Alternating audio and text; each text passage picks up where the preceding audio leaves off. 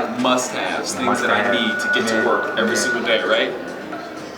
Chapstick, because my lips get chapped all the time. Actually, I think I'm just addicted to chapstick, but whatever.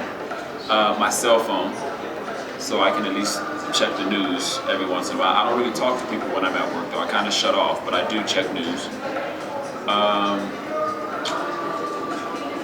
What else? Wait, I don't know. What else? Deodorant. I always have like extra deodorant. Oh, and toothbrush and toothpaste. Those are like one, right? But those are all one. Deodorant, toothpaste, and toothbrush are all the same. It's like my little toiletry bag. I always have those.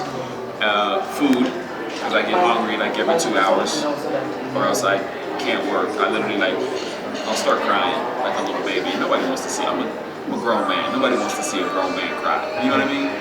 So I eat a lot. I always have food with me when I'm at work. It's probably a problem though. Is that 5? Yeah. Yeah. Those are my 5 things.